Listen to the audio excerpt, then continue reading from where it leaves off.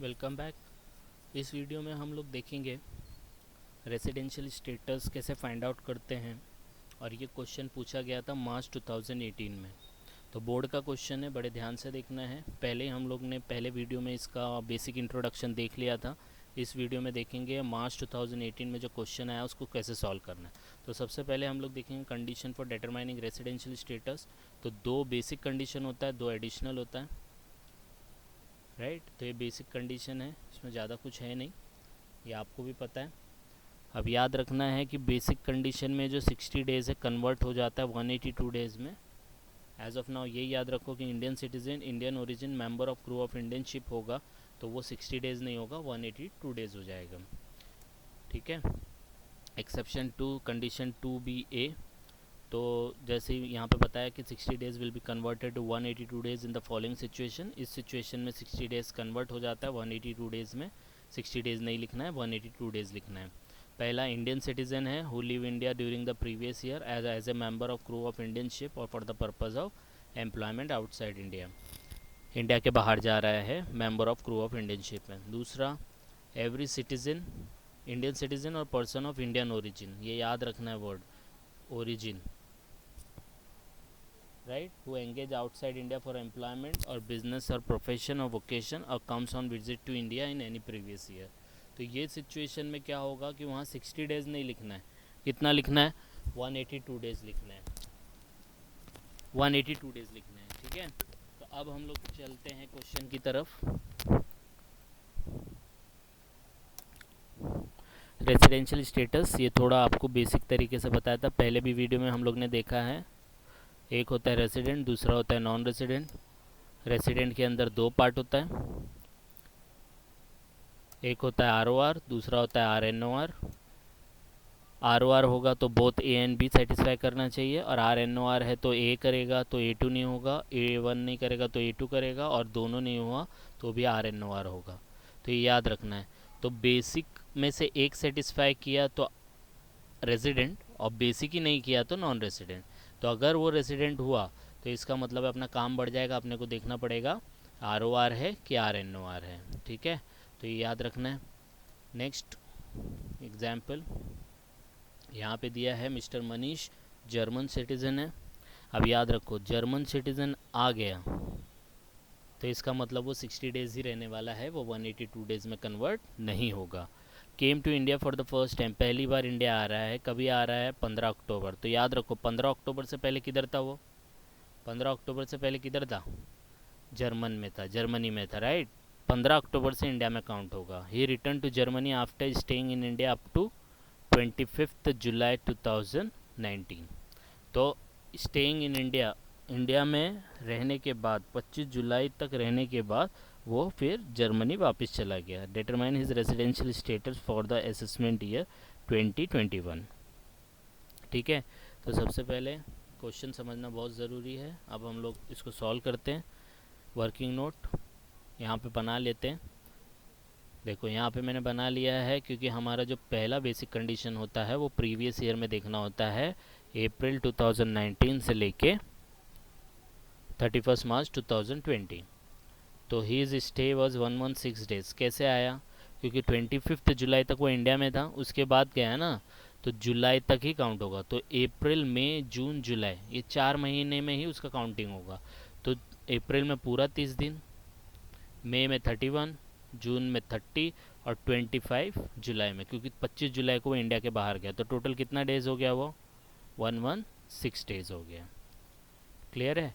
तो 1920 में उसका पूरा स्टे 116 डेज़ था। फिर नेक्स्ट देखो यहाँ पे दिया है, he came to India for the first time, पहली बार वो इंडिया में आया था 15 अक्टूबर को, जो कि साल है 12-13। इसका मतलब ये होता है कि 15 अक्टूबर 2012 से लेकर 31 मार्च 2013 तक वो इंडिया में ही था। क्योंकि जब वो इंडिया में पहली बार आया तो 31 मार्च, क्योंकि वो गया 2019 में, तो 2012 से लेके 2019 तक वो कहाँ पे रहेगा, इंडिया में ही रहेगा ना। तो ये 31 मार्च 2013 तक वो इंडिया में ही था।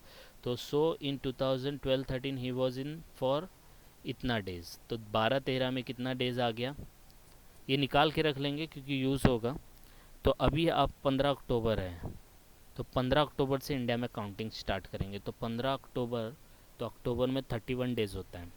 31 डेज़ में से 15 अक्टूबर को इंडिया में आया, तो जिस दिन आता है और जिस दिन इंडिया के बाहर जाता है, दोनों दिन कहाँ काउंट करने का, इंडिया में काउंट करने का। तो 15 अक्टूबर को आया, इसका मतलब 14 अक्टूबर तक तो इंडिया के बाहर ही था ना। तो 31 दिन अक्टूबर में होता है, तो 31 माइनस कितना, 14 दिन आएगा, तो कितना हो जाएगा 17। तो अक्टूबर में 17 दिन वो इंडिया में था। उसके बाद तो पूरा पूरा दिन है, नवंबर में पूरा 30, दिसंबर 31, जनवरी 31, और फिर ये 29, यहाँ पे 28 आएगा, एंड 31, तो 168 डेज़ होगा। तो 168 डेज़ वो फिर इंडिया में 12-13 में था, राइट। अब हम लोग सॉल्व करेंगे। सबसे पहले लिखेंगे solution. Mister Manish, previous year, assessment year, determination of residential status, चारों कंडीशन लिखनी है। अगर नहीं भी लिखेंगे तो चलेगा, ये जब फॉर्मेट बनाएंगे तो उसमें भी लिखते हैं हम लोग। तो सबसे पहले serial condition, days, remark, satisfied, not satisfied. फिर उसके बाद हम लोग को लिखना है चारों की चारों कंडीशन। अब पहला, तो पहला स्टार्ट करेंगे। तो पहला हम लोग ने निकाल लिया है कि he is in India for 182 days और मोर होना चाहिए, लेकिन 116 है फ्रॉम अप्रैल टू 25 जुलाई 2019। 31 मार्च तक नहीं ले सकते क्योंकि वो पहले ही चला गया, तो इज़ नॉट सेटिस्फाइंग। अब B2 देखेंगे, तो B2 के अंदर दो पार्ट है, A एंड B, है कि नहीं। तो ए में कितना बोलता है, 60 डेज़ और मोर इन द प्रीवियस ईयर, 19-20 में, तो ये सेटिस्फाई करेगा क्योंकि यहाँ पे 116 दिन आ रहा है, right, from this date to this, तो सेटिस्फाइड। अब ये किया तो ये भी करना है, तो 365 डेज़ और मोर इन 4 year immediately preceding the previous year, ये कॉन्सेप्ट समझना है। इमीडिएटली प्रीसीडिंग प्रीवियस ईयर का मतलब होता है प्रीवियस ईयर 19-20 फिक्स है, उसके पीछे के 4 साल, और पीछे के 4 साल में कितना दिन होना चाहिए, 365 डेज़ होना चाहिए। तो हम लोग काउंटिंग करेंगे, तो हम लोग यहाँ पे पूरा ले लेते हैं क्योंकि 10 साल तक का कैलकुलेशन होता है ना। तो 10 साल लिख लिया प्रीवियस ईयर के बाद। तो प्रीवियस ईयर अपना 19-20 है। अब इसके पीछे देखो कितने हैं, तो अपने को सिर्फ 4 साल चाहिए, तो 4 साल इधर तक होता है। अब इसमें देखना है वो कितना दिन था इंडिया में। तो अब वो आया कभी, ये डेट को आया, ईयर में आया ना, पीछे हम लोग ने देखा। इसके बाद वो गया कभी, ये डेट। तो इस डेट से लेके इस डेट वो कहाँ था, इंडिया में ही था ना, तो पूरा का पूरा दिन आएगा। तो पहले वाले में 1920 में 251 डेज, 365 डेज, 365,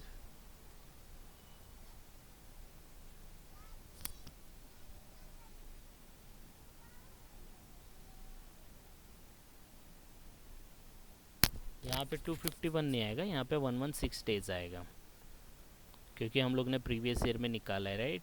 ये 251 नहीं है, रॉन्ग है।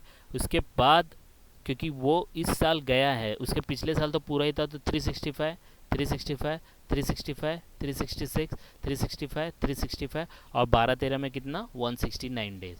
इसके पहले कहाँ था, जर्मनी में था, तो नील आएगा, नील आएगा, नील आएगा, राइट। तो ये अपना 10 साल का पूरा लिख लेने का, क्योंकि यूज़ होगा तो ठीक है, नहीं यूज़ होगा तो भी चलेगा। तो हम लोग को कितना, 4 साल चाहिए, तो 4 साल प्रीवियस ईयर के पीछे के ये 4 साल हैं, ये 4 साल, तो इनका टोटल कर लेंगे। तो टोटल आता है 1461 डेज़। तो यहाँ पे हम लोग लिखेंगे 6 डेज़, ये 4 साल और सेटिस्फाइड। तो इसका मतलब ये भी किया, ये भी किया। जब ये दोनों करता है तो समझ जाने का वो कौन होगा, रेसिडेंट होगा। और एक बार रेसिडेंट हुआ तो हम लोग का काम बढ़ गया कि वो ROR है कि RNOR है, राइट। तो ROR के लिए क्या करना है, अब ये दोनों कंडीशन सेटिस्फाई करानी है। अगर हो गई तो ठीक है, नहीं हुई तो वो RNOR होगा। तो क्या बोलता है, he is resident in 2 out of 10 years, any 2 out of 10 year. तो 10 ईयर तो लिखा है, immediately preceding the previous year, तो प्रीवियस ईयर के पीछे के 10 साल, उसमें से कोई भी 2 साल में वो रेसिडेंट होना चाहिए। और रेसिडेंट के लिए क्या चाहिए, B1 और B2 नहीं देखने का, इतना डिफिकल्ट नहीं होगा आपको। B1, तो B1 पता है ना कितना दिन होता है, 182 डेज़। तो 182 डेज़ कोई भी 2 साल में आउट ऑफ 10 ईयर, तो 10 साल में से ये आपके 10 साल हैं, दिए कि नहीं दिए 10 साल, ये 10 साल में से कोई भी 2 साल में 182 डेज़ होना चाहिए। तो बहुत सारे हैं, ये भी है, ये भी है, ये भी है, ये भी है, ये भी है, ये नहीं है, राइट। तो कोई भी 2 साल लिखो तो वो सेटिस्फाई करेगा। तो 18-19 और यहाँ पे 17-18 लिखा है सेटिस्फाइड। अंडरस्टूड। तो एकदम सिंपल है। अब इसमें देखो नेक्स्ट वाले में क्या बोला है, 730 डेज होना चाहिए। कितने साल में? 7 ईयर्स। तो 7 years immediately preceding the previous year, तो हम लोग ने तो 10 साल लिया है, तो 7 साल कहाँ तक होता है? यहाँ तक होता है। तो यहाँ तक का टोटल कर लेंगे, तो ये देखो टोटल आएगा कितना आ रहा है, 2360, और अपने को चाहिए कितना था, 730 डेज। तो ये पूरे साल का सेटिस्फाइड होगा, ये नॉट सेटिस्फाई लिखा है यहाँ पे, सेटिस्फाइड। तो ये भी कंडीशन सेटिस्फाई किया, ये भी सेटिस्फाई किया, तो अब क्या बन गया, वो दोनों अगर करेगा, ये भी करेगा ये भी करेगा, तो वो बन जाएगा ROR। और दोनों में से अगर एक नहीं करता तो वो RNOR बनता। तो अभी ये ROR हो गया, बस एक ही लाइन लिखनी है इसके बाद। From the above table it is clear that mister Manish is resident and ordinary resident. I hope आपको समझ में आया। कुछ अगर डाउट रहेगा तो प्लीज़ कमेंट। Thank you.